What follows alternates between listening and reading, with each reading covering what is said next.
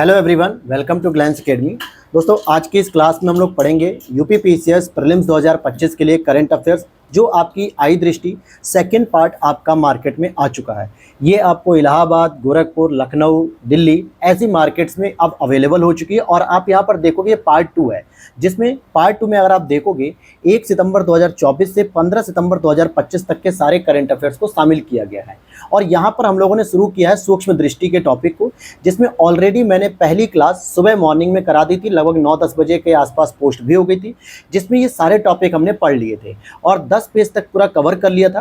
क्योंकि अब समय बहुत कम है, इसीलिए मैंने सोचा है कि क्यों ना मैं आप लोगों को डेली 2-2 लेक्चर प्रोवाइड करूं, एक मॉर्निंग में और एक इवनिंग में। तो यहाँ तक हम लोगों ने पूरा पढ़ लिया था इंटरनेशनल रिलेशनशिप, और आज हम पढ़ेंगे इकोनॉमी, और यहाँ से 10 पेज और आज कवर कर लेंगे तो सूक्ष्म दृष्टि आपका पूरा कवर हो जाएगा। अब एक इम्पॉर्टेंट बात आती है कि सर क्या ये पूरी मैगजीन पढ़ाई जाएगी? तो मेरे भाई, जुलाई में जब पेपर हुआ था आरओ का 27 जुलाई को, तो उससे पहले दृष्टि की 1 ईयर की कंपाइलेशन आई थी, जिसमें 15 जून तक का पूरा करंट अफेयर था। उसको मैंने हैंड रिटन नोट्स के द्वारा पढ़ाया था। कैसे और कहाँ पर, ये आप देख लेते हैं। जैसे ही आप हमारे YouTube चैनल पर आएंगे ग्लैंस एकेडमी ऑफिशियल पर, यहाँ प्लेलिस्ट में रहेंगे तो यहाँ पर आप देखोगे एक प्लेलिस्ट का नाम होगा आई दृष्टि करंट अफेयर्स 2025। जैसे ही आप इसमें ओपन करेंगे तो जो मॉर्निंग में क्लास आई थी, ये जो पार्ट 2 अपडेटेड आपको देखने को मिला, ये इसी संक्षिप्ति का है जो मैंने सूक्ष्म दृष्टि मॉर्निंग में कराई। तो यहाँ पर आप देखोगे, जैसे इस क्लास को देखोगे, ये पूरी चीज़ है जो मैंने आज सुबह में कराई। तो 10 पेज करीब ये करा दिए थे, तो यहाँ से इसे कवर करोगे। और इससे पहले की जो क्लासेस हैं आपकी, वो आपको कहाँ से कवर करनी है? तो इस तरीके की जो हैंड रिटन नोट्स की मैंने क्लासेस कराई थी, इस तरीके से आर्थिक करंट अफेयर्स, वैज्ञानिक परिदृश्य, संक्षिप्तियाँ, ये सभी करंट अफेयर्स मैंने ऑलरेडी हैंड रिटन नोट्स बना के कंप्लीट कराया था। तो आप यहाँ से भी इसे कवर कर सकते हैं। अब जैसे अगर आप देखोगे, यहाँ साफ साफ लिखा हुआ है कि जुलाई 2024 से जून 2025 तक का जो पूरा 1 ईयर कंपाइलेशन आया था, वही जो है कि ये मैंने इसमें करा दिया था। तो ये सारे टॉपिक आप लोगों को कवर कर लेना है।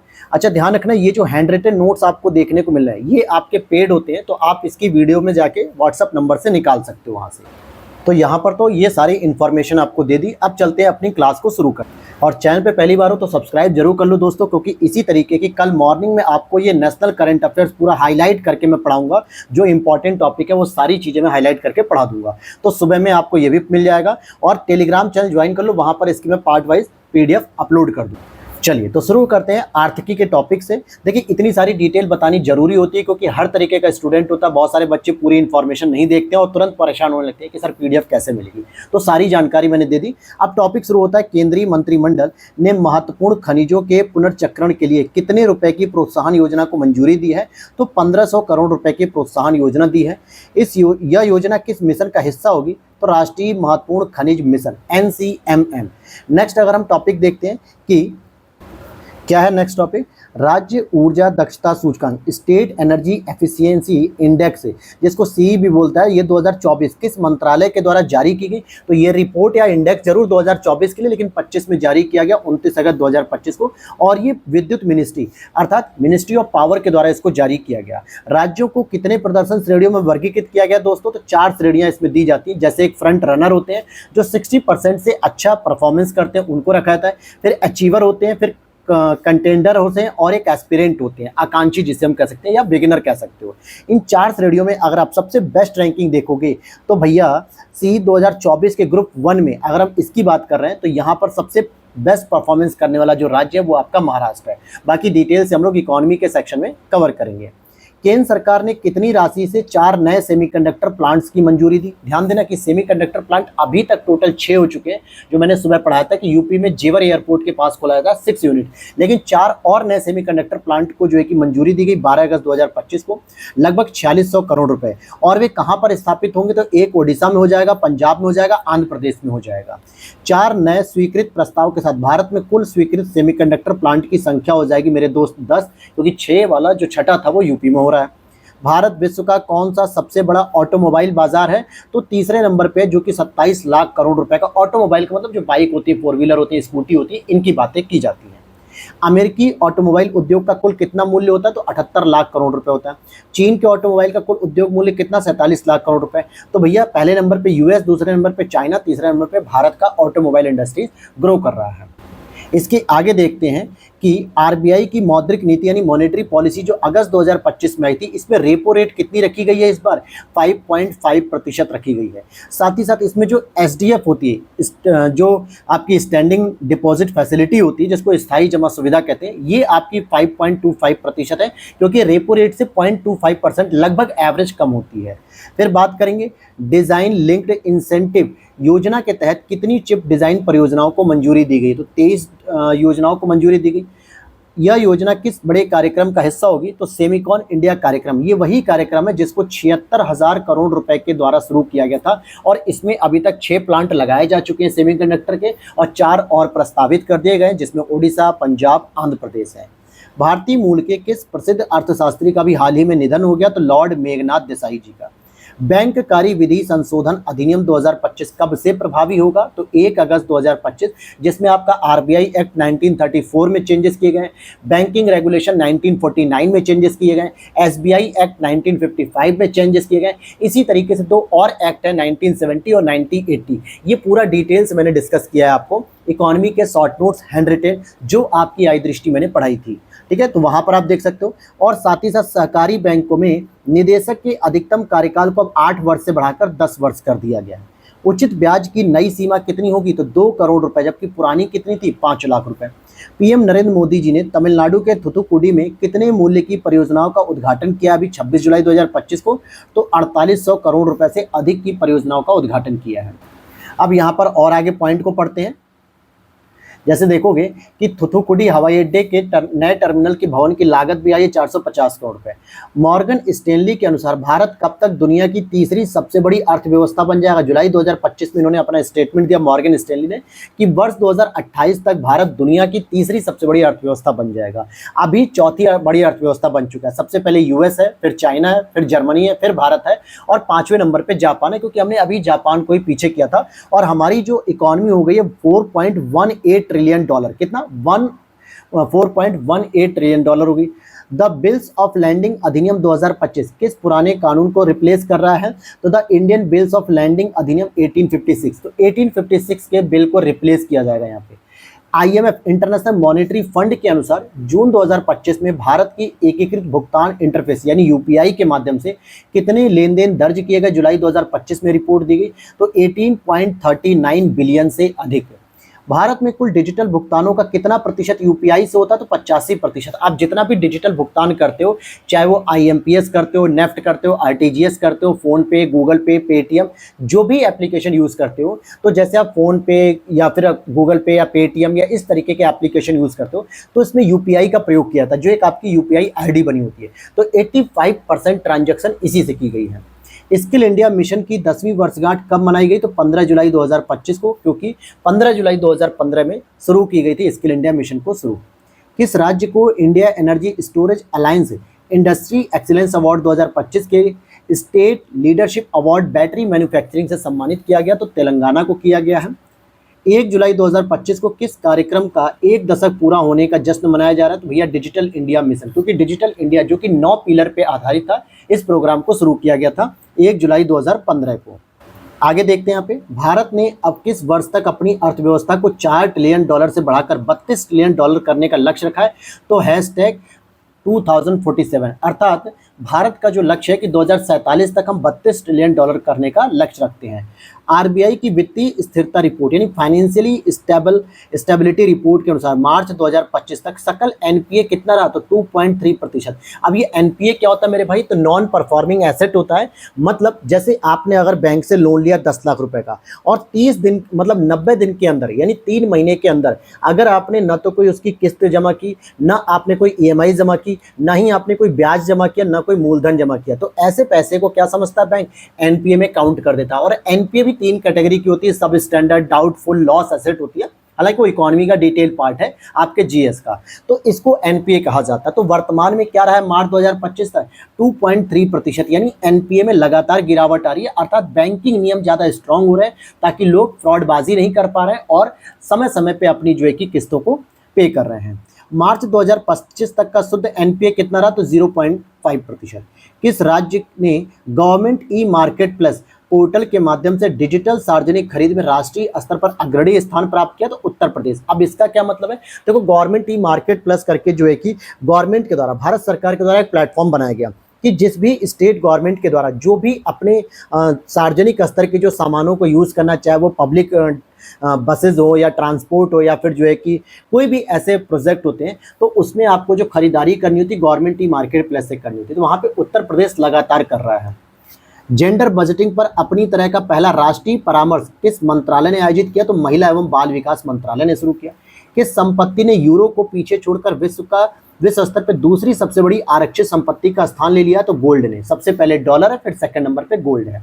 सोने के भंडार में यूरो से आगे निकलने का खुलासा किस रिपोर्ट में किया गया? तो यूरोपीय सेंट्रल बैंक रिपोर्ट के द्वारा किया गया। किस देश के पास सबसे अधिक सोने के भंडार हैं? तो यूएसए के पास सबसे अधिक सोने के भंडार हैं। नीति आयोग ने रसायन उद्योग पर किस शीर्षक से रिपोर्ट लॉन्च की है? 2 जुलाई 2025 को। रसायन उद्योग वैश्विक मूल्य श्रृंखलाओं में भारत की भागीदारी को सशक्त बनाना। भारत का लक्ष्य वर्ष 2040 तक रसायन उत्पादन का कितना आंकड़ा प्राप्त करना है? तो 1 ट्रिलियन अमेरिकी डॉलर जो है कि इतना बड़ा इसको इकोनॉमी या बाजार बनाना है। अब आगे चलते हैं, इसी तरीके से और भी टॉपिक को कवर करेंगे हम लोग। वीडियो अच्छी लग रही हो तो लाइक कर देना दोस्तों। और आज ये टेलीग्राम पे सूक्ष्म दृष्टि वाली मैं पूरी पीडीएफ एक साथ अपलोड कर दूंगा, जो सुबह क्लास हुई थी और जो इस समय हो रही है। प्रधानमंत्री नरेंद्र मोदी जी ने बिहार में कितनी अमृत भारत ट्रेनों को हरी झंडी दिखाकर रवाना किया? 18 जुलाई 2025 को। तो 4 झंडी दी हैं, मतलब अमृत भारत ट्रेनों को। और ये जो 4 ट्रेनें वो किस रूट पे रन करेंगी? तो पटना से दिल्ली होंगी, दरभंगा से लखनऊ, मालदा टाउन से लखनऊ, बापू धाम मोतिहारी से दिल्ली। तो 2 यूपी में कनेक्टिविटी ले रही हैं और 2 जो है कि दिल्ली तक डायरेक्ट आ रही हैं। किस संस्था ने पूर्वोत्तर क्षेत्र जिला एसडीजी सूचकांक का दूसरा संस्करण जारी किया? तो नीति आयोग। नीति आयोग ने जो स्पेशली जो नॉर्थ ईस्ट की जो 7 to 8 स्टेट है, यहाँ पे सस्टेनेबल डेवलपमेंट गोल की जो रिपोर्टिंग है उसको जारी किया। और कितने प्रतिशत जिलों ने एसडीजी स्कोर में सुधार किया? तो लगभग 85% जिलों में अच्छा रिफॉर्म हुआ है।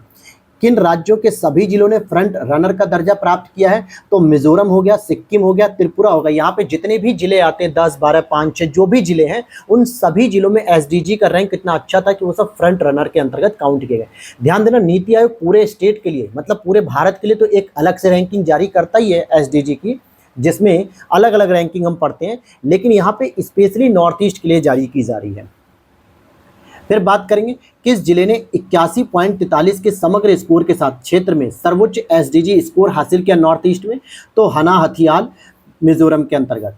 सबसे अधिक सुसंगत यानी कि कंसिस्टेंट प्रदर्शन किस राज्य ने किया? तो सिक्किम ने किया है। किसने किया? सिक्किम ने किया। जाति डाटा संग्रह के साथ जनसंख्या जनगणना 2027 कितने चरणों में होगी? तो 16 जून 2025 को ये दिया गया था और 2 चरणों में होगी। इसमें मैंने डिटेल आपको नोट्स में बढ़ाया भी है कि पहले चरण में केवल 4 राज्यों को कवर करेंगे, जिसमें आपका जम्मू कश्मीर, लद्दाख, हिमाचल प्रदेश और आपका उत्तराखंड हो जाएगा, जो कि अक्टूबर 2026 से शुरू हो जाएगी। फिर मार्च 2027 में पूरे भारत में जो है कि काउंटिंग होगी। तो इसमें जनगणना तो होगी ही होगी, जो 2011 के बाद हो रही है। साथ ही साथ इसमें आपकी जातीय जनगणना के भी आंकड़ों को पेश किया जाएगा। यहाँ पर देखो लिखा भी है कि केंद्र शासित प्रदेश लद्दाख, जम्मू कश्मीर, हिमाचल प्रदेश, उत्तराखंड के बर्फीले क्षेत्रों में 1 अक्टूबर 2026 से पहले फेज में हो जाएगी।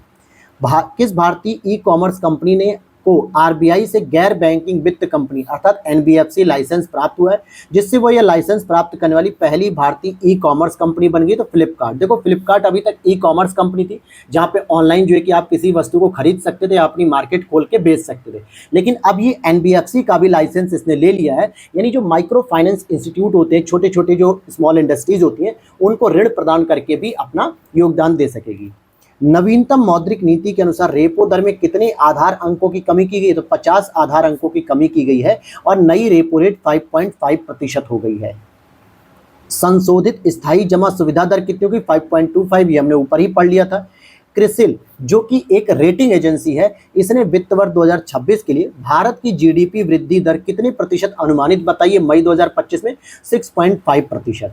वित्त वर्ष 2024-25 के दौरान भारत में कुल एफडीआई प्रत्यक्ष विदेशी निवेश प्रवाह कितना रहा? तो 81.04 बिलियन अमेरिकी डॉलर रहा ये एफडीआई, और ये केवल एक वित्त वर्ष का 2024-25 का।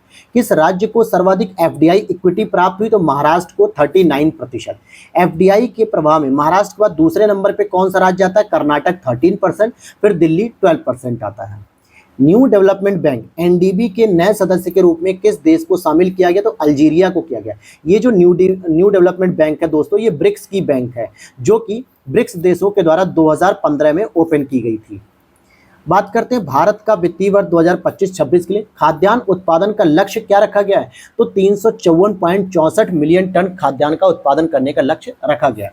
वित्तीय वर्ष 2024-25 के लिए क्या लक्ष्य था? तो 341.55 मिलियन टन था। आवधिक श्रम बल सर्वेक्षण यानी कि पीरियोडिक लेबर फोर्स सर्वे का मासिक बुलेटिन मई 2025 किस मंत्रालय के द्वारा जारी किया गया? तो सांख्यिकी एवं कार्यक्रम कार्यान्वयन मंत्रालय, जिसको हम लोग मॉस्पी भी बोलते हैं इसको इंग्लिश में शॉर्ट में, ये रिपोर्ट जारी करते हैं। इनके अनुसार कि मई 2025 में 15 वर्ष एवं अधिक उम्र के संदर्भ में श्रम बल भागीदारी LFPR कितनी है? 54.8%, जो 15 वर्ष से अधिक उम्र के लिए है। और ग्रामीण क्षेत्रों में जो श्रम बल भागीदारी है वो 56.9% है। मई 2025 में राष्ट्रीय स्तर पर श्रमिक जनसंख्या अनुपात कितना है मेरे भाई? तो 51.7%। मई 2025 में राष्ट्रीय बेरोजगारी दर 15 वर्ष या उससे अधिक उम्र के संदर्भ में कितनी? तो 5.6%। तो अभी बेरोजगारी दर कितनी है नेशनल लेवल पर? 5.6%। मई 2025 में ग्रामीण बेरोजगारी दर कितनी? 5.1%। आरबीआई के द्वारा 1,72,80,00,000 रुपए का जुर्माना किस बैंक पर नियामक दिशा निर्देशों के उल्लंघन के लिए लगाया गया? तो एसबीआई पे, क्योंकि एसबीआई के द्वारा जो रेगुलेशन एक्ट का नियम उल्लंघन किया गया, इसलिए आरबीआई ने इतना बड़ा जुर्माना लगाया है। वर्ष 2025 की मानव विकास रिपोर्ट में भारत को कौन सा स्थान मिला? तो ह्यूमन डेवलपमेंट रिपोर्ट के अंतर्गत 130वां स्थान मिला है। एडीबी एशियन डेवलपमेंट बैंक के बोर्ड ऑफ गवर्नर्स की 58वीं वार्षिक बैठक कहाँ आयोजित की गई थी? मिलान, इटली में आयोजित की गई 4 से 7 मई 2025 को।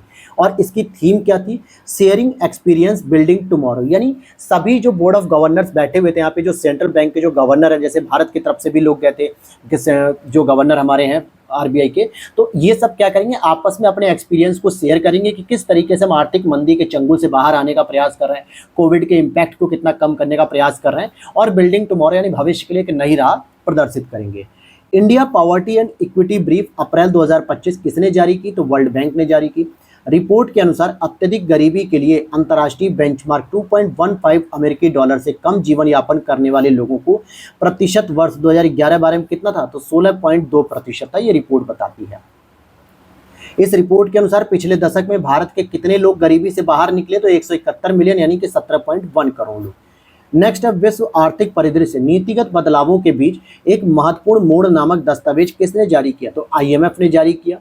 वर्ष 2025 के लिए भारतीय अर्थव्यवस्था में कितनी वृद्धि अनुमानित की है आईएमएफ ने? 6.2%, जबकि अभी मैंने आपको बताया था क्रिसिल जो इंडिया की रेटिंग एजेंसी है, इसने 6.5% कही है। यूएनसी मतलब UNCTAD, United nation convention on trade and development अर्थात व्यापार और विकास सम्मेलन ने वर्ष 2025 में भारतीय अर्थव्यवस्था के लिए वृद्धि दर कितनी रखी? 6.5%। ये डायरेक्ट प्रश्न बन जाता है भाई कि 2025-26 के लिए जो इकोनॉमिक ग्रोथ रेट है आईएमएफ ने कितनी बताई है? तो 6.2 बताई है इंडिया के लिए। अंकटाड ने कितनी बताई? 6.5 बताई है। क्रिसिल ने कितनी बताई? 6.5 बताई है। इस तरीके से डायरेक्ट प्रश्न बनता है। प्रधानमंत्री मुद्रा योजना के कितने वर्ष पूरे हो गए 8 अप्रैल 2025 को? तो 10 वर्ष पूरे हो चुके हैं। और इस मुद्रा योजना के तहत ऋण वितरण करने में तमिलनाडु शीर्ष पर रहा, फिर उत्तर प्रदेश सेकंड पे, फिर कर्नाटक थर्ड पे। अगर यूनियन टेरिटरीज की बात करेंगे तो जम्मू कश्मीर फर्स्ट नंबर पे रहा, जिसने प्रधानमंत्री मुद्रा योजना के तहत जो है कि लोगों को यानी उद्यमियों को ऋण प्रदान किए हैं। आयुष्मान भारत प्रधानमंत्री जन आरोग्य योजना को लागू करने वाला 35वां राज्य केंद्र शासित प्रदेश कौन बना? दिल्ली। तो अब इसमें भी इसको लागू कर दिया गया। संयुक्त राष्ट्र की एक रिपोर्ट के अनुसार वर्ष 2023 में एआई में निजी निवेश के मामले में भारत का वैश्विक स्थान क्या था? 10वां था। वर्ष 2024 में readiness for frontier technology index में भारत का स्थान 36वां है। दुनिया का सबसे बड़ा दूध उत्पादक देश कौन है भैया? भारत है। सबसे बड़ा दूध का उत्पादक भी है और सबसे बड़ा उपभोक्ता भी हमारा देश है। अब आगे चलते हम लोग। यहाँ पर लिखा हुआ है कि भारत के नए वित्त सचिव के रूप में किसने पदभार ग्रहण किया 1 अप्रैल 2025 को? तो अजय सेठ ने। और तुहिन कांत पांडे को किसका अध्यक्ष बनाया गया? तो सेबी का बनाया गया, security exchange board of India या भारतीय प्रतिभूति और विनिमय बोर्ड। भारत की पहली स्वदेशी माइक्रोलाइड एंटीबायोटिक का क्या नाम है? तो नेफिथ्रोमाइसिन है। S&P ये S&P यानी स्टैंडर्ड एंड पुअर, ये भी एक इंटरनेशनल रेटिंग एजेंसी है जिसके द्वारा जारी सस्टेनेबिलिटी ईयर बुक 2025 रैंकिंग में शामिल होने वाला एकमात्र भारतीय बैंक कौन है? यस बैंक, जो इसकी रिपोर्ट में शामिल हुआ है बढ़िया परफॉर्मेंस के लिए। वेल्थ रिपोर्ट 2025 किसने जारी की? तो नाइट फ्रैंक यूनाइटेड किंगडम के द्वारा। वेल्थ रिपोर्ट 2025 के अनुसार दुनिया में सबसे ज्यादा हाई नेटवर्थ लोगों के मामले में भारत का स्थान कौन सा? चौथे नंबर पे है। इससे पहले 3 स्थानों में यूएस आता है, चाइना आता है, जापान आता है, चौथे नंबर पे, यानी यूरोप के सारे देश हमसे पीछे हैं, स्पेशली किसमें? सबसे ज्यादा हाई नेटवर्थ लोगों के मामले में। अब ग्लोबल इन्वेस्टर समिट 2025 का आयोजन कहाँ किया गया था? भोपाल मध्य प्रदेश में किया गया, जो कि 24 से 25 फरवरी 2025 को आयोजित हुआ। डिजिटल पायलट लाइसेंस पेश करने वाला दूसरा देश कौन सा है? भारत है, जो कि 20 फरवरी 2025 को डिजिटल पायलट लाइसेंस यहाँ पर पेश किया गया। पहला देश कौन है? चीन है।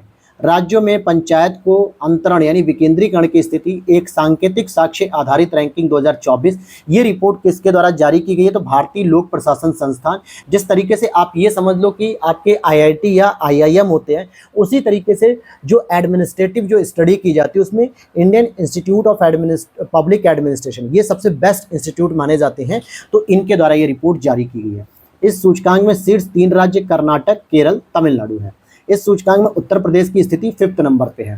राष्ट्रीय महत्वपूर्ण खनिज मिशन को कितने परिव्यय के साथ मंजूरी दी गई? तो 29 जनवरी 2025 को दी गई, 34,300 करोड़ रुपए के साथ। वित्तीय स्वास्थ्य सूचकांक 2025 जारी किया गया नीति आयोग के द्वारा 24 जनवरी 2025 को। इस सूचकांक में सबसे उच्चतम समग्र सूचकांक स्कोर वाला राज्य कौन है? तो ओडिशा है, जो कि सबसे बेस्ट जो है कि इसको फिजिकल हेल्थ के मामले में। याद होगा यूपी को भी पूछा गया था आरओ की परीक्षा में, जिसमें डायरेक्ट उसका फिजिकल हेल्थ का क्या पूछा? रैंकिंग पूछ ली गई थी, जिसमें 45 स्कोर आया हुआ था। इस सूचकांक में सबसे खराब प्रदर्शन किसका है? पंजाब का है। अचीवर्स की लिस्ट में ओडिशा 67.8, छत्तीसगढ़ 55.2, गोवा 53.6, झारखंड 51.6, गुजरात 50.5। फ्रंट रनर की अगर हम बात करेंगे तो महाराष्ट्र है, फिर उत्तर प्रदेश। यही जो है कि डायरेक्ट आंकड़ा पूछा गया था आरओ में, और ये मैंने ऑलरेडी आपको आई दृष्टि करंट अफेयर्स मैगजीन में पढ़ाया भी था हैंड रिटन नोट्स के माध्यम से। फिर तेलंगाना, मध्य प्रदेश, कर्नाटक, ये सभी। मूल्यवान ब्रांडों की ग्लोबल 500 रैंकिंग में किस कंपनी को फिर से शीर्ष स्थान प्राप्त हुआ? तो भैया ये एप्पल को ही मिलता है। टाटा समूह को इस रैंकिंग में कौन सा स्थान प्राप्त हुआ? 60वां, जो कि भारतीय ब्रांड के रूप में प्रथम, यानी कि दुनिया में पहला जो है कि रैंक टाटा को जो मिल रहा है वो 60 नंबर पे है। QS world future skills index 2025 में भारत को कौन सा स्थान दिया गया है? तो 25वां स्थान दिया गया है। आगे देखते हैं यहाँ पे, भारत का पहला बायो बिटुमिन आधारित राष्ट्रीय जलमार्ग कहाँ पर उद्घाटित किया गया है? तो नागपुर मानसर बाईपास राष्ट्रीय राजमार्ग 44 पर। और बायो बिटुमिन बनाने के लिए किसका उपयोग किया गया? तो लिग्निन का प्रयोग किया गया। ये सामान्यतः एक लकड़ी की विशेषता भी होती है, लकड़ी के इसमें गुण होते हैं जो जलने और इन सब चीज़ों से सुरक्षित होता है। अब बात करते हैं आगे विज्ञान की। तो यहाँ तक हम लोगों ने नेशनल और इंटरनेशनल तो मॉर्निंग में ही कवर कर लिया था, और इस समय हमारा इकोनॉमी भी कंप्लीट हो चुका है। तो अब चलते हैं हम लोग किस पे मेरे भाई? वो हमारा टॉपिक रहेगा साइंस पे। तो यहाँ पे जो आपको दे रहा है साइंस के बारे में, तो यहाँ पर हम विज्ञान को पढ़ेंगे। अभ्यास मैत्री 14 किन 2 देशों के बीच एक संयुक्त सैन्य अभ्यास कार्यक्रम है जो 1 से 14 सितंबर 2025 को आयोजित किया गया? तो भारत और थाईलैंड के मध्य। हालांकि ये पहले से ही प्रस्तावित रहता है, इसलिए आपसे प्रश्न बन सकता है, क्योंकि पिछली बार भी आपने देखा यूपी पीसीएस में 2 प्रश्न डायरेक्टली मिलिट्री एक्सरसाइज से आए हुए थे। तो अभ्यास मैत्री 14 किसके बीच होता है? अभ्यास मैत्री भारत और थाईलैंड। ये कहाँ पर आयोजित की गई? तो उमरोई मेघालय में आयोजित की गई थी। रूस की किस कैंसर वैक्सीन की शुरुआती परीक्षणों में 100% प्रभावकारिता प्रदर्शित हुई है? तो ये हो जाएगा एंट्रोमिक्स। यह वैक्सीन किस प्रकार की तकनीक पर आधारित है? तो mRNA आधारित है, जो कि जो मैसेंजर जो आरएनए होते हैं एक तरीके से आप कह सकते हो, तो इस पे आधारित होती है, जो वायरस से संबंधित होती है। कौन सी 2 संस्थाओं ने ई सुश्रुत @क्लिनिक को शुरू करने के लिए एक समझौते ज्ञापन पर हस्ताक्षर किए 14 अगस्त 2025 को? तो एक हो जाएगा नेशनल हेल्थ अथॉरिटी यानी राष्ट्रीय स्वास्थ्य प्राधिकरण, और centre for development and advance computing यानी एनएचए और सीडैक ने आपस में जो है कि समझौता किया कि हम ई सुश्रुत @क्लिनिक को शुरू करेंगे। नेक्स्ट है, भारत में पहला ड्रोन आधारित कृत्रिम वर्षा यानी आर्टिफिशियल रेन परीक्षण किस राज्य में शुरू किया गया? तो राजस्थान में किया गया। केंद्रीय माध्यमिक शिक्षा बोर्ड सीबीएसई ने 9 से 12 तक के छात्रों के लिए किस आईडी को आवश्यक कर दिया? तो अपार आईडी, जो कि बच्चों की पूरी डिटेल भरी जाती। जैसे अगर आप उत्तर प्रदेश में प्राइमरी एजुकेशन के टीचर होंगे तो यहाँ पर कक्षा 1 से ही हर बच्चे की अपार आईडी को बनाना शुरू कर दिया गया है। अपार का जो फुल फॉर्म होता है वो होता है automated permanent academic account registry, यानी इसमें जब बच्चा एक बार रजिस्टर्ड हो जाएगा आधार कार्ड के माध्यम से, तो क्लास 1 से लेकर हायर एजुकेशन तक जहां तक वो पढ़ाई करेगा उसका सारा रिकॉर्ड कहीं ना कहीं एक ही जगह पे मेंटेन किया जाएगा। भारतीय तटरक्षक बल और श्रीलंका तटरक्षक बल के बीच 8वीं उच्च स्तरीय बैठक कहां पर आयोजित की गई थी? 11 अगस्त 2025 को, तो नई दिल्ली में हुई थी। नेक्स्ट है, साइन पहल किस संस्था ने शुरू की है? तो ICMR, Indian council of medical research के द्वारा शुरू की गई है। यह पहल किन छात्रों को लक्षित करेगी? कक्षा 9 से 12 के बच्चों को लक्षित करेगी। इसरो ने किस मिशन की शुरुआत की अभी हाल ही में? तो होप मिशन की शुरुआत की है। होप का जो फुल फॉर्म है वो क्या है? Himalayan outpost for planetary exploration. यह मिशन कहां से शुरू किया गया इसरो का? तो तोशोकार घाटी लद्दाख से। लीप 1 मिशन किस भारतीय स्टार्टअप का पहला वाणिज्यिक उपग्रह मिशन है? ध्रुव स्पेस भारत, जो कि भारत का एक प्राइवेट स्टार्टअप कंपनी है और इसके द्वारा इस मिशन को शुरू किया गया। विक्रम साराभाई अंतरिक्ष केंद्र के निदेशक के रूप में किसने अभी हाल ही में कार्यभार ग्रहण किया है? तो A राजराजन ने। भारी जल उन्नयन के लिए भारत की पहली निजी परीक्षण सुविधा का उद्घाटन कहाँ किया गया? पालघर, महाराष्ट्र में किया गया है।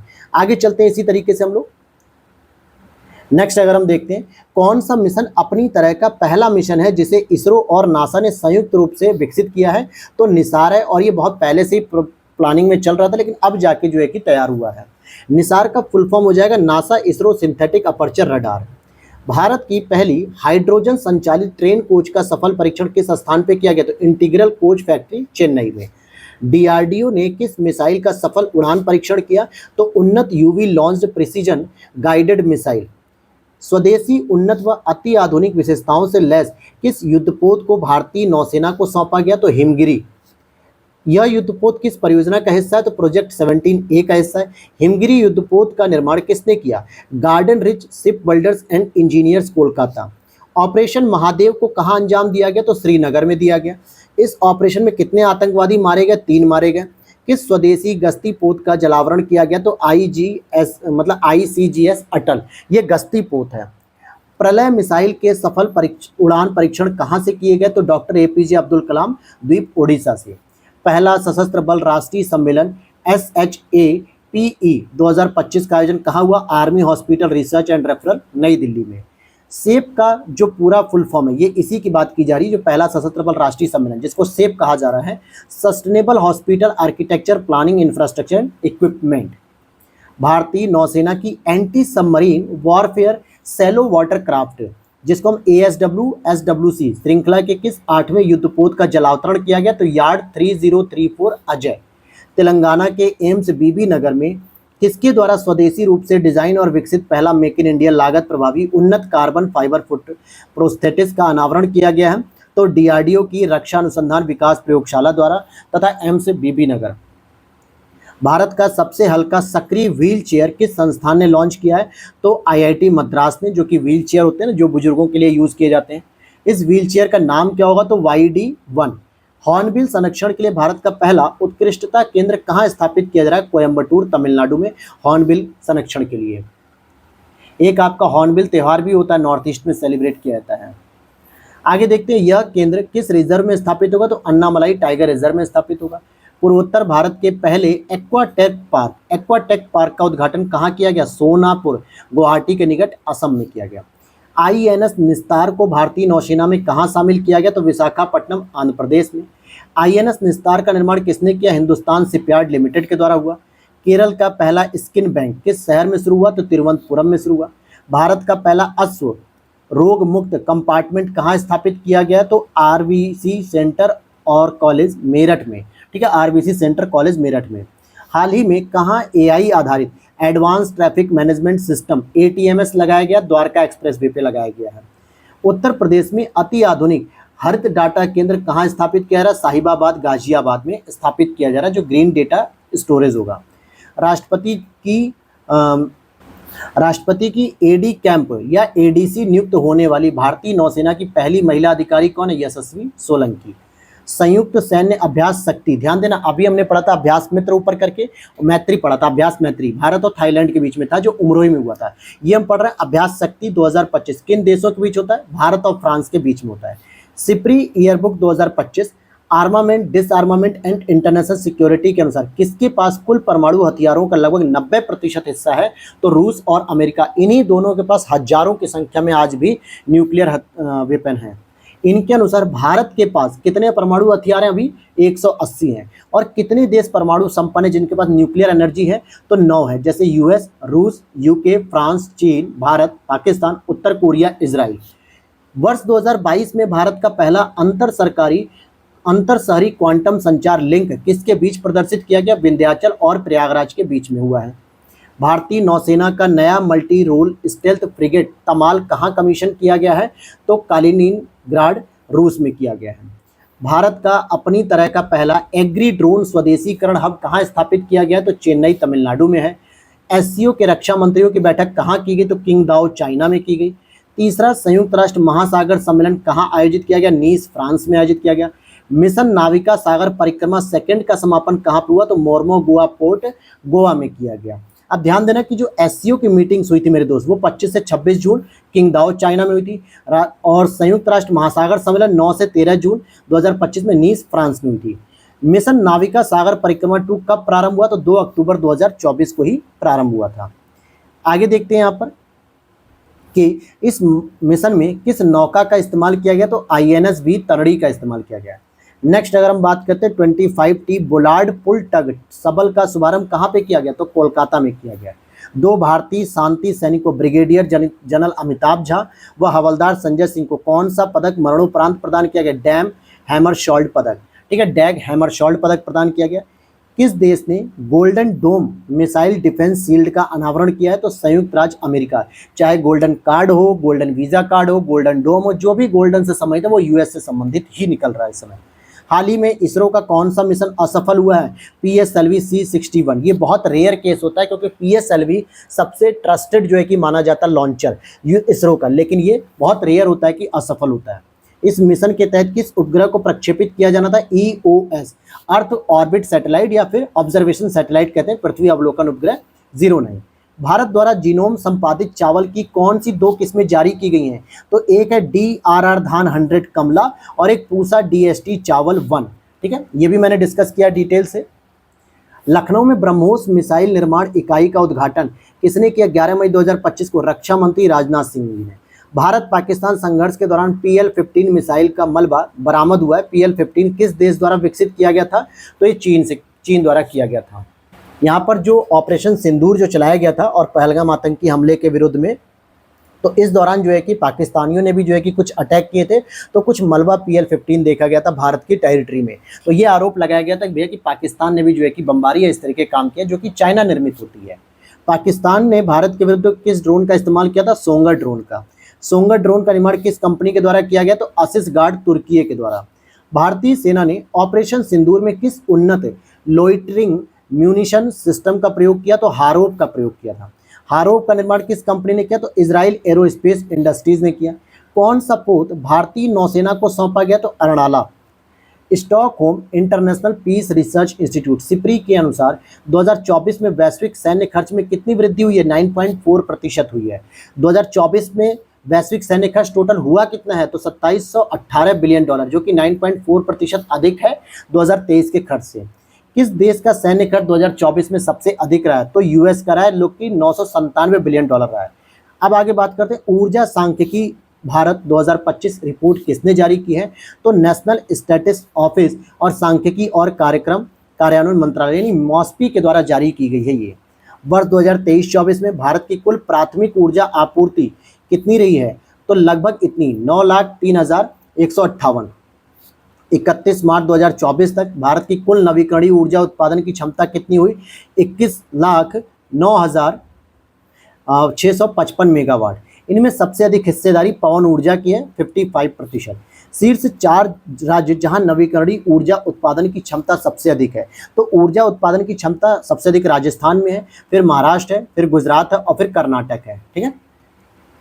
अच्छा, ये ध्यान देना कि ये जो रिकॉर्ड है ना 31 मार्च 2024 का, लेकिन मैंने फिर भी अपडेट किया हैंड रिटन नोट्स में, याद होगा तो मैंने पढ़ा रखा है, तो वहाँ पे आपको समझ में आ जाएगा। अच्छा, मैं जो अपने नोट्स की बात कर रहा हूँ कि मैंने कहाँ पे हैंड रिटन नोट्स पढ़ा है, जिन लोगों ने स्टार्टिंग में इस वीडियो को नहीं, तो वो आप यहाँ पर आई दृष्टि करंट अफेयर 2025 की जो प्लेलिस्ट में आएंगे आप हमारे यूट्यूब चैनल पे, तो यहाँ पर आप देखोगे ये सारे मैंने हैंड रिटन नोट्स के तौर पे करा रखे हैं, ठीक है।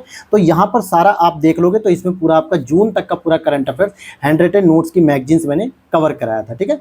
तो चलिए टॉपिक पे दोबारा आ जाते हैं हम लोग। अब क्या है टॉपिक आपका, भारत का पहला समर्पित परमाणु पनडुब्बी बेस कौन सा है भैया। पहला समर्पित पूरी तरीके से परमाणु पनडुब्बी बेस है ये आईएनएस वर्षा, विशाखापट्टनम से 50 किलोमीटर दक्षिण रामबिली में, आंध्र प्रदेश में।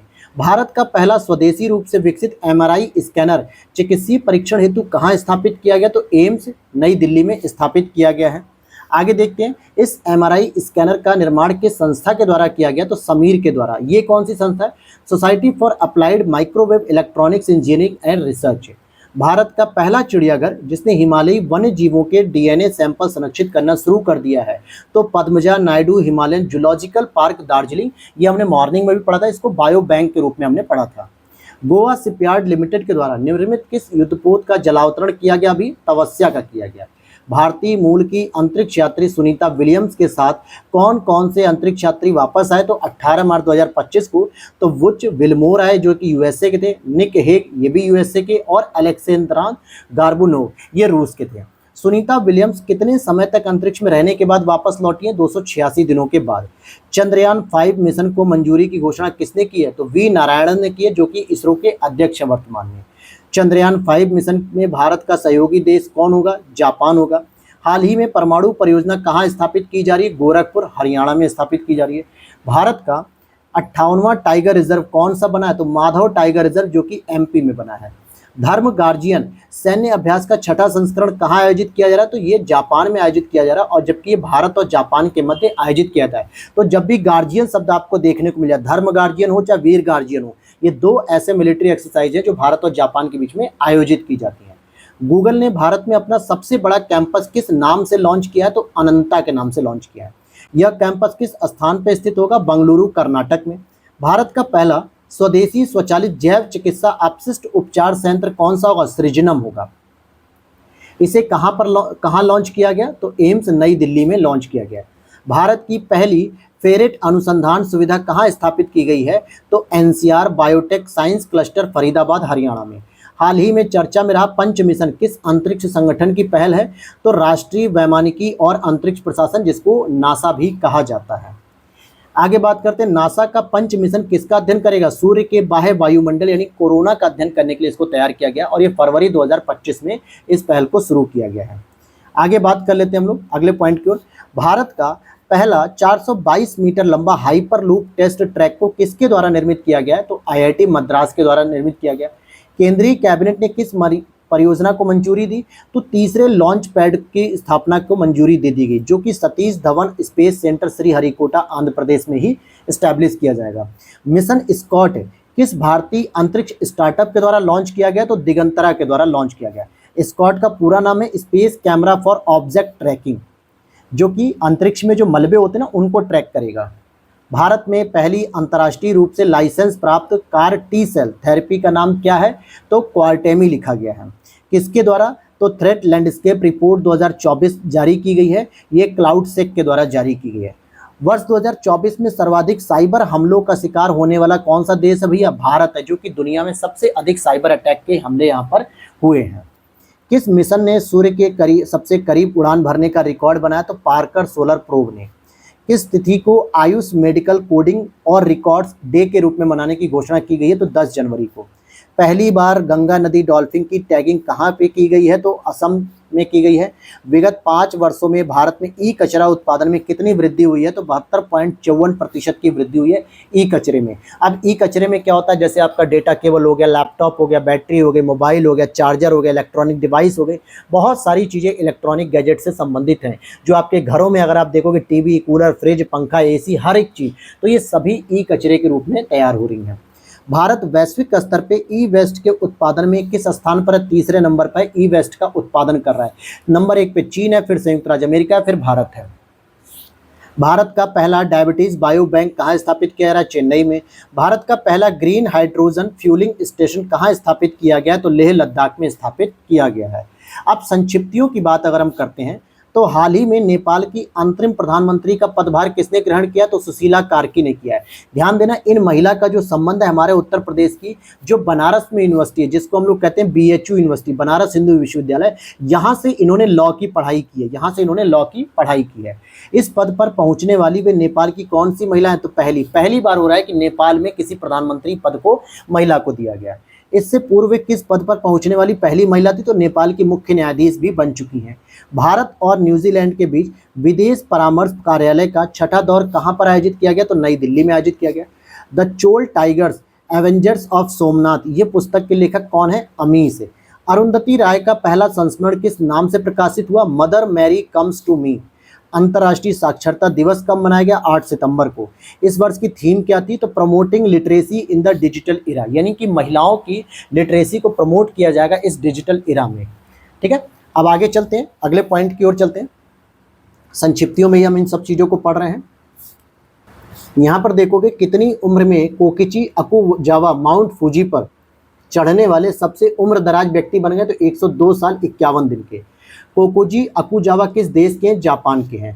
वर्ष 2025 का रेमन मैग्सेसे पुरस्कार किस भारतीय संगठन को मिला? Foundation to educate girls globally. किस राज्य के राज्यपाल ला गणेशन का 80 वर्ष की अवस्था में निधन हो गया? तो नागालैंड हो गया। ला गणेशन को नागालैंड का राज्यपाल कब नियुक्त किया गया था? फरवरी 2023 में।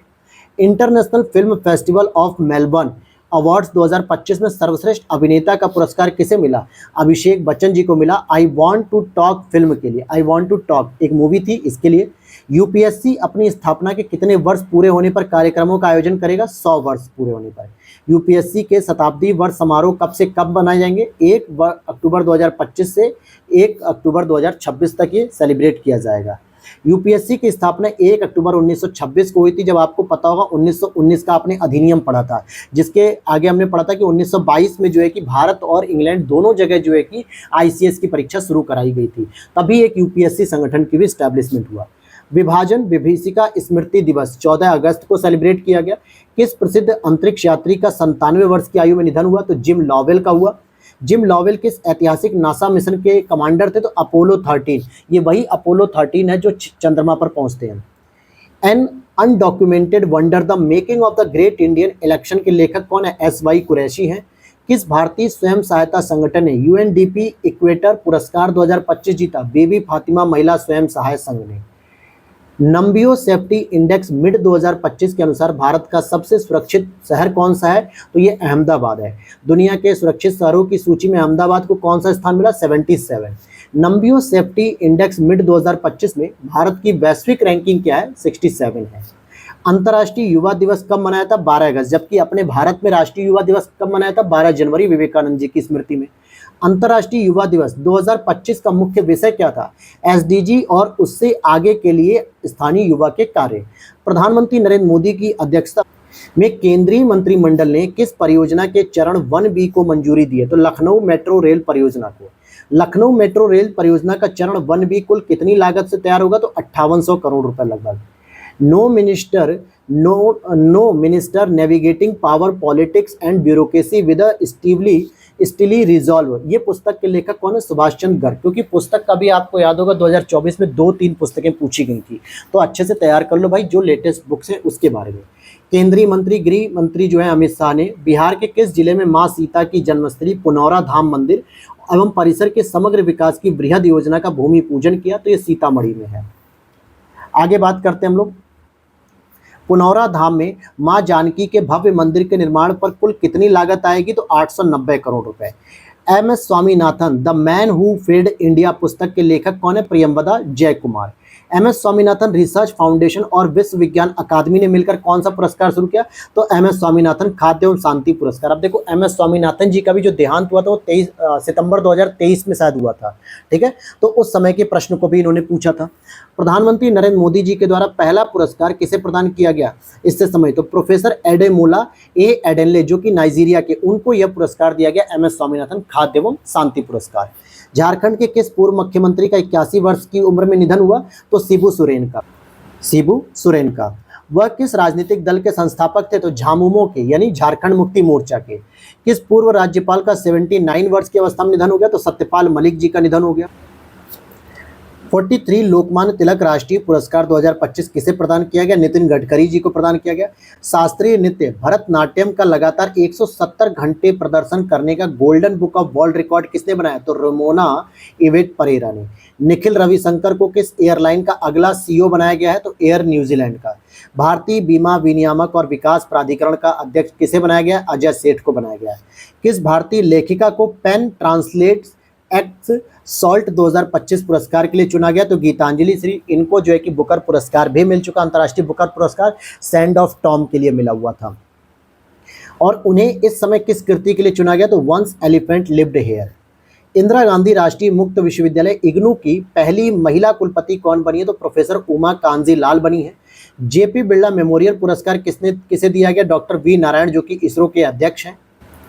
OTP please online buyers sellers and gig workers in south Asia पुस्तक की लेखक कौन है? वंदना वासुदेवन। आगे देखते हैं। Green gold the Neem pharmacy, green gold the Neem pharmacy पुस्तक किसने लिखी? डॉक्टर विश्वरूप राय चौधरी ने। संयुक्त राष्ट्र महासचिव एंटोनियो गुटेरेस के द्वारा किन दो व्यक्तियों को नेल्सन मंडेला पुरस्कार 2025 पुरस्कार दिया गया? तो केनेडी ओडेडे केन्या और ब्रेंडा रेनाल्ड्स कनाडा। वर्ष 2024 का कलिंग रत्न पुरस्कार किसे प्रदान किया गया? केंद्रीय मंत्री धर्मेंद्र प्रधान जी को। सोनाली मिश्रा किस बल की पहली महिला महानिदेशक बनी? तो रेलवे सुरक्षा बल RPF। हरियाणा के 19वें राज्यपाल कौन है? असीम कुमार घोष। लद्दाख के नए उपराज्यपाल कौन बने? कविंदर गुप्ता। गोवा के नए राज्यपाल पूषापति अशोक गजपति राजू बने हैं। इसी तरीके से आगे देखेंगे कि संयुक्त राष्ट्र जनसंख्या पुरस्कार 2025 से भारत की किस महिला कार्यकर्ता को सम्मानित किया गया? वर्षा देशपांडे महाराष्ट्र की हैं। पेन पिंटर पुरस्कार 2025 किस लेखिका को प्रदान किया गया? लीला अबू लेला सूडान की जो है। जेनिफर गार्लिन सिमोन्स किस देश की पहली महिला राष्ट्रपति बनी है? तो सूरीनाम की। इंपॉर्टेंट है, इसको जरा याद कर लेना, ठीक है। प्रधानमंत्री नरेंद्र मोदी जी को कहाँ की नगर सरकार द्वारा की ऑफ द सिटी विशेष सम्मान प्रदान किया गया? ब्यूनस आयर्स के नाम, अर्जेंटीना के द्वारा। 17वां ब्रिक्स शिखर सम्मेलन कहाँ आयोजित किया गया? तो रियो डी जेनेरियो ब्राजील 6 से 7 जुलाई 2025 को 17वां ब्रिक्स शिखर सम्मेलन की बात हो रही है।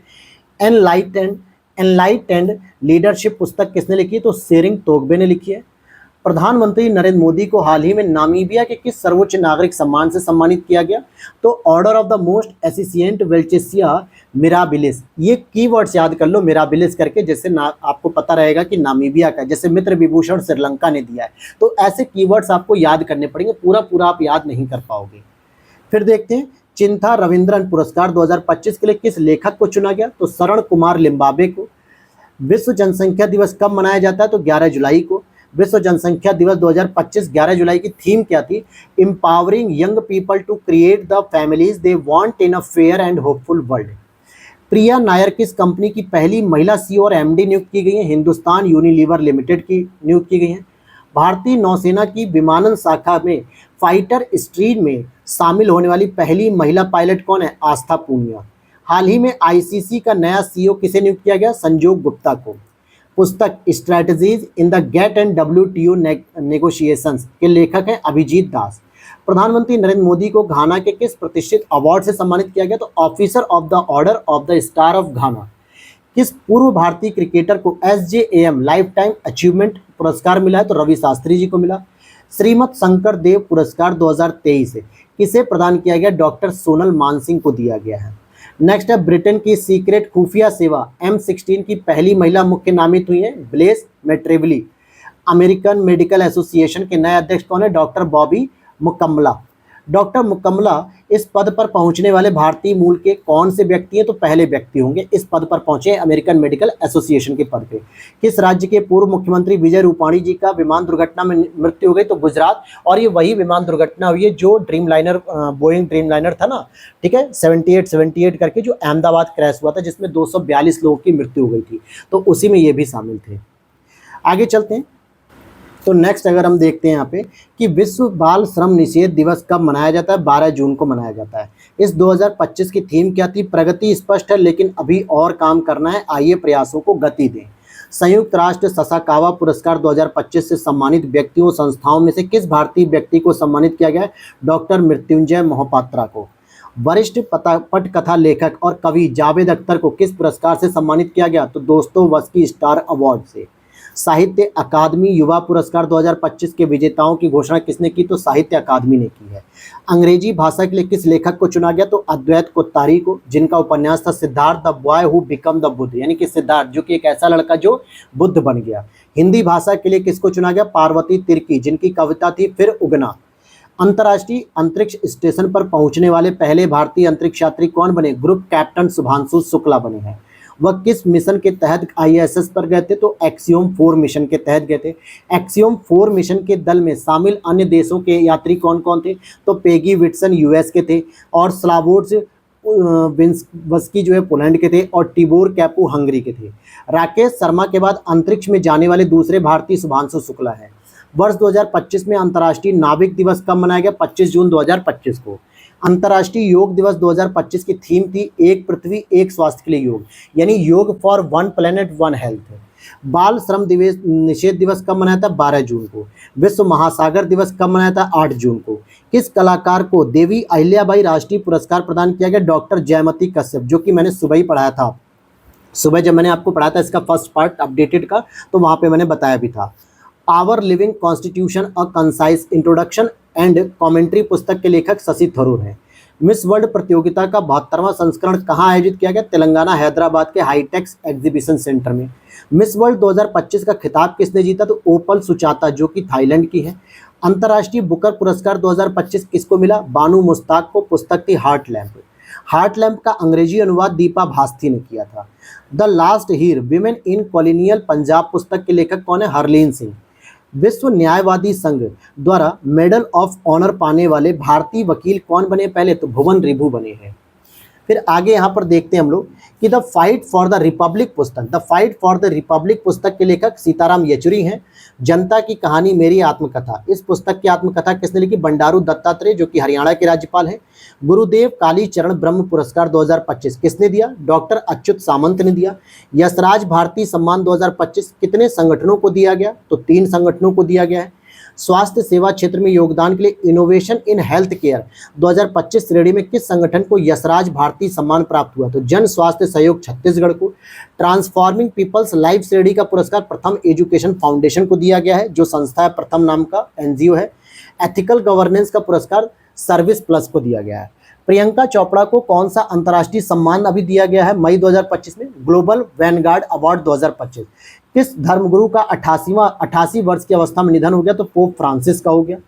पोप फ्रांसिस का जो असली नाम था Jorge Maria Bergoglio. Legends of endoscopy पुरस्कार किस भारतीय गैस्ट्रोएंटरोलॉजिस्ट को दिया गया? डॉक्टर डी नागेश्वर रेड्डी को। वेरचोल दलित साहित्य पुरस्कार 2025 से किसे सम्मानित किया गया? तो पी शिवकामी को। Indian parliament shaping of foreign policy पुस्तक के लेखक केवी प्रसाद हैं। उत्तर प्रदेश अनमोल रत्न पुरस्कार 2025 से किसे सम्मानित किया गया? निखिल सिंघल को। नोएडा हाई राइज फेडरेशन के अध्यक्ष है ये। अंतर्राष्ट्रीय योग दिवस 2025 की थीम क्या थी? एक पृथ्वी एक स्वास्थ्य के लिए योगा। राष्ट्रीय बौद्धिक संपदा पुरस्कार 2024 में शीर्ष भारतीय व्यक्ति पेटेंट में जो श्रेणी विजेता थे, तो सिद्धरामप्पा शिवशंकर घराने पुरुष और डॉक्टर स्वागतिका पांडा महिला की श्रेणी में दोनों को पुरस्कार मिले हैं। नेक्स्ट है शीर्ष भारतीय अकादमिक संस्थान पेटेंट श्रेणी में किसे चुना गया? तो आईआईटी कानपुर को। शीर्ष भारतीय व्यक्ति डिजाइनर श्रेणी में डॉक्टर अनुषा पी को चुना गया। वर्ष 2025 का एबल पुरस्कार किसे मिला? मसाकी काशीवारा जापान के जो है। एनआईआईटी विश्वविद्यालय के नए कुलाधिपति कौन नियुक्त किए गए? तो अमिताभ कांत, जो कि नीति आयोग के पूर्व सीईओ भी रह चुके हैं। वाइल्ड फिक्शंस एसेज पुस्तक के लेखक कौन है? अमिताभ घोष हैं। महाराष्ट्र भूषण पुरस्कार 2024 के लिए किसे चुना गया? प्रसिद्ध मूर्तिकार राम सुतार को चुना गया। 19वें रामनाथ गोयनका उत्कृष्ट पत्रिका पुरस्कार 2025 का आयोजन कहाँ पे किया गया? तो ये नई दिल्ली में किया गया। तो दोस्तों ये तो हम लोगों का आज हमारा ये कंप्लीट हो रहा है। हालांकि इसमें 1-2 पेज और है जो आप लोगों को मैं पीडीएफ प्रोवाइड कर दूंगा, तो आप लोगों को खुद से पढ़ लेना, इसमें कोई भी चीज़ छोड़नी नहीं है, ठीक है। ये आपका यहाँ तक 20 पेज तक है। इसके बाद अगर आप देखोगे तो हमें क्या चीज़ पढ़नी है वो ध्यान देना, जो मैं कल आपको मॉर्निंग में क्लास कराने वाला हूँ। वो आपका रहेगा ये नेशनल करंट अफेयर, जिसको आप लोग बिल्कुल मिस मत करना। इसमें हम उपराष्ट्रपति चुनाव को पढ़ेंगे, डिटेल से डिस्कस करेंगे, जो है कि सारी चीज़ों को। नेशनल एयर जो पॉल्यूशन है, राष्ट्रीय वायु सर्वेक्षण, इसको पढ़ेंगे। एनआईआरएफ की रैंकिंग पढ़ेंगे। इस तरीके के सारे टॉपिक पढ़ेंगे। दादा भाई नौरोजी जी की जो 200वीं जयंती है, अंगीकार 2025 जो क्या अभियान है, तो ये सभी चीज़ों को हम लोग डिस्कस करेंगे बहुत डिटेल के साथ। तो मिलते हैं नेक्स्ट वीडियो में। कल मॉर्निंग में आपको ये वीडियो मिल जाएगी। वीडियो अच्छी लगी हो तो लाइक कर देना और टेलीग्राम चैनल को ज्वाइन कर लो मेरे भाई। टेलीग्राम चैनल पर ही मैं मैं इसकी PDF फ्री पोस्ट करूँगा। जो हैंड रिटन नोट्स हैं उसकी तो आपको पेड होगी, वो खरीदनी पड़ेगी, उसकी डिटेल आपको व्हाट्सअप नंबर पे मिल जाएगी। लेकिन ये जो अपडेटेड वाली है ना, जून से सितंबर तक का जो 3 से 4 महीने का करंट है, इसको मैं इसी PDF में हाईलाइट करके आपको टेलीग्राम पे पोस्ट कर दूंगा। जैसे अभी सूक्ष्म दृष्टि को पोस्ट कर दूंगा, फिर आप नेशनल करंट अफेयर्स को देख लोगे, फिर इंटरनेशनल, इस तरीके से मैं पोस्ट करते चले जाऊंगा। तो मिलते हैं नेक्स्ट वीडियो में। जय हिंद, जय भारत।